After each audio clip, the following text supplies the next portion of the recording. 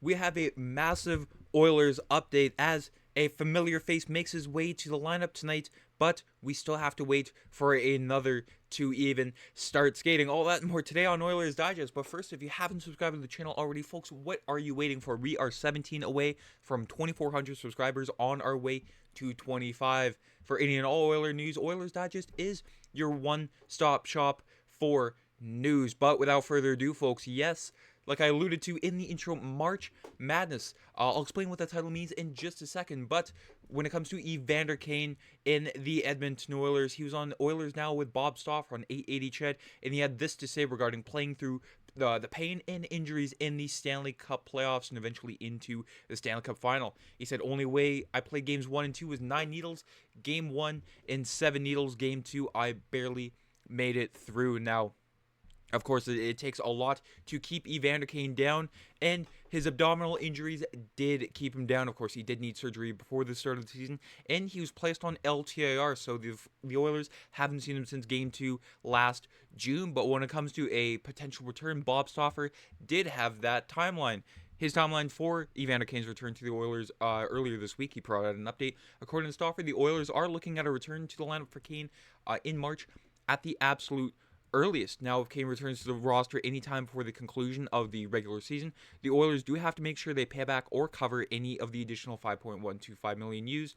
That could come via a trade or other means. However, folks, if he doesn't return until the playoffs, the team does not need to worry about any extra money used. Of course, the salary cap does not exist in the Stanley Cup playoffs, and multiple teams have exploited that.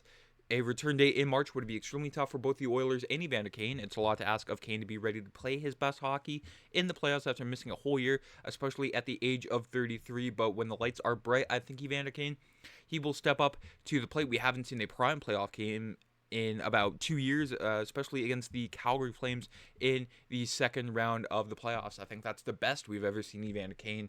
But again, if Kane does return in the regular season, like I said, the Oilers will have to stay under the salary cap, and it will limit their options to acquire and trade. Of course, the Oilers have been looking for a defenseman for quite some time, but it sort of throws, a logjam into the situation. But lots of variables.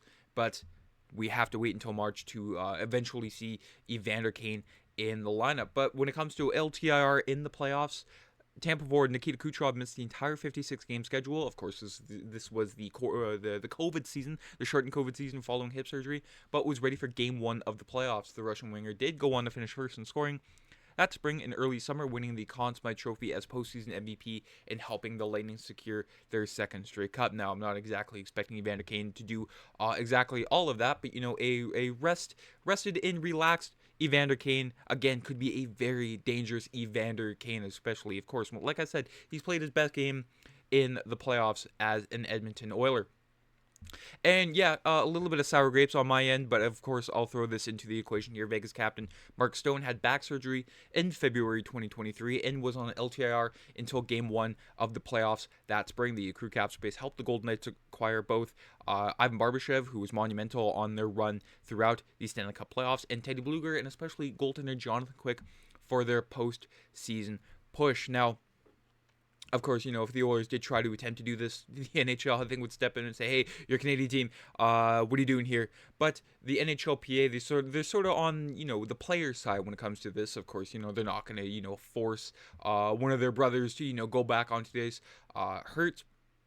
And LTR, again, it's just a way for teams to, sort of get relief, but other teams have exploited that in the past. And the Oilers, if you can't beat them, join them. And I think they should do that with Evander Kane, keep him out until Game 1 of the Stanley Cup playoffs. A little bit hypocritical, but anything for the Stanley Cup. But storms a brewing. Yes, the Boston Bruins are in town throughout their Western Canadian road trip, and the final game of their road trip tonight against the Edmonton Oilers at Rogers Place. Let's just take a look at the Oilers lineup tonight with Ryan Nugent-Hopkins, Connor McDavid, and Zach Hyman, Vasily Podkolzin, Leon Draisaitl, and Kasperi Kapanen, and Victor Arvidsson.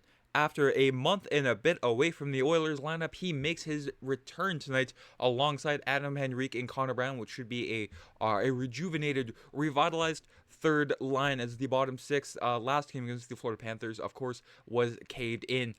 and Jet Skinner on the fourth line tonight alongside Matisse Janmark, who doesn't really play many games at center for the Edmonton Oilers, but he is tonight. I'll get into that a little bit later on with Kris Knoblauch and his thoughts. And Corey Perry rounds out the Oilers forward lineup on defense. Nothing's changed at all. Matisse Ekholm, Evan Bouchard, Darnell Nurse and Troy Stetcher, Brett Kulak and Ty Emberson, and Stuart Skinner. Almost said Jeff Skinner there. Stuart Skinner gets the start tonight for the Edmonton Oilers as Calvin Pickard backs him up. And, of course, Victor Arvidsson coming back from that undisclosed injury. He said it's been frustrating for sure. I've been hurt a lot over the last 2 years. Of course, he hasn't played a ton of games over the past 2 years, especially with the Oilers. Not just the Oilers, but the Los Angeles Kings making his return in February and then into the playoffs. He said this was something different, and it was frustrating that I couldn't play. But I'm happy now to be back and to put this behind me and to go from there. When it comes to his injury, he didn't exactly say what it was, but he said I played through it for probably 2.5 weeks, and it got to a point where it felt like it's going to hurt myself even more. So we took some time off and made sure it's good to go. I haven't played a lot of hockey in the last 2 years, so I'm happy to be back. It's been a grind. I'm happy to have Victor Arvidsson back in the lineup, of course, not just giving a boost to the Oilers lineup, but when it comes to Oilers their injuries throughout the season, of course, Darnell Nurse took that hit from Ryan Reeves, came back. He was a much better player. Connor McDavid had that injury against the Columbus Blue Jackets, came back. Better player. Zach Hyman had that injury, came back, better player. So hopefully this continues with Victor Arvidsson. Of course, 16 games played for the Oilers so far this year. 2 goals, 3 assists for a total of 5 points. So hopefully the third line with him, Henrique, and Connor Brown sort of, brings a scoring touch to the third line, something that has been desperately needed for the Edmonton Oilers. When it comes to Matisse Janmark, Kris Knoblauch puts a lot of trust behind him. Says the nickname the players give him, the janitor, just for how he kind of cleans up and does every little bit of everything. I've got a lot of respect for Matisse and everything he does. To put him in this situation where he's not typically center, we put him in that role just because we think he can handle that. And of course, Matisse Janmark, very underappreciated. Oiler fans, I think, appreciate him. A good amount, but throughout the league, Matisse Janmark deserves his flowers. Not just for the way he plays. He's a gopher on the puck. He's always going after, and especially on the penalty kill with him and Connor Brown. Fantastic duo. We all saw it last spring in the Stanley Cup playoffs, and of course that Oilers penalty kill rounding back into form once again. But taking a look at the opposition, yes, the Boston Bruins, third in the Atlantic with a total of 37 points, only 6 points behind the Toronto Maple Leafs and the Florida Panthers. Of course, they did fire their head coach, Jim Montgomery, and bringing in Joe Sacco. The Bruins have found new life since their coaching change. That happened almost a month to the day after 8-9-3 start under Monty. The Bruins have gone 9-4 under Joe Sacco and find themselves back in the hunt for not only the playoffs, but possibly the Division 2. Of course, you can never count out the Boston Bruins in this type of situation. Doesn't seem to matter what type of lineup they have. They always make the playoffs. And let's just take a look at the lineup right now with Morgan Geekie, Pavel Zacha, and David Pastrnak, Brad Marchand, Elias Lindholm, and Justin Brazeau, Trent Frederick, Charlie Coyle, and Oliver Wahlstrom making his Bruins debut tonight after being claimed off of waivers from the New York Islanders, and a very beefy fourth line here for the Bruins tonight. Mark McLaughlin, John Beecher, and Mark Kastelik. On the back end, Nikita Zadorov, who we all became familiar with after his stint with the Vancouver Canucks last spring, alongside Charlie McAvoy, former Oiler Jordan Osterley, alongside Brandon Carlo, and then Mason Lowry and Andrew Peeke. Of course, yes, the Bruins are still without Hampus Lindholm, who's been, a mainstay on that blue line. And then the elephant in the room for the Boston Bruins tonight, Jeremy Swayman, after signing that contract 2 days before the start of the regular season. He hasn't exactly backed up his value with his stats so far. 23 games played, only 11 wins, 1 shutout, but a goals against average of 3.14, which seems to be never ending. With Jeremy Swayman, and a save percentage of .887.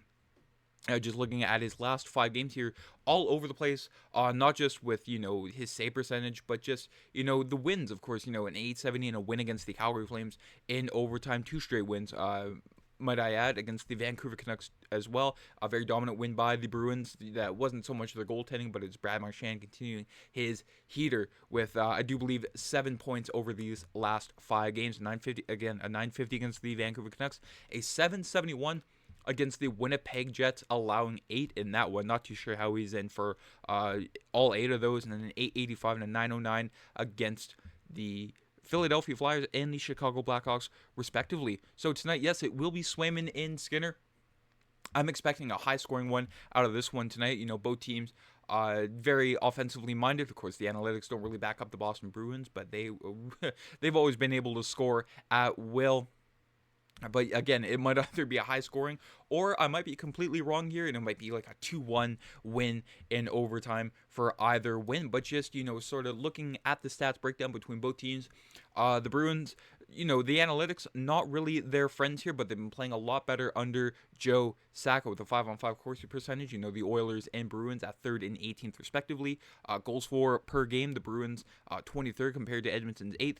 Goals against per game, again, the Bruins at 23rd, much to the help of Swayman and Jonas Korpisalo. And then the power play, the Bruins 31st, almost dead last in the NHL compared to Edmonton's power play and penalty kill, which are, currently rising as we speak. The Oilers at one point had the worst penalty kill percentage in the NHL, but they are 26, so slowly but surely they are climbing the ranks. And that is it for today's video. Let me know down in the comments, what do you think the Oilers should do with Evander Kane? Should they, bring him back early for the regular season, get his steps in before the start of the playoffs?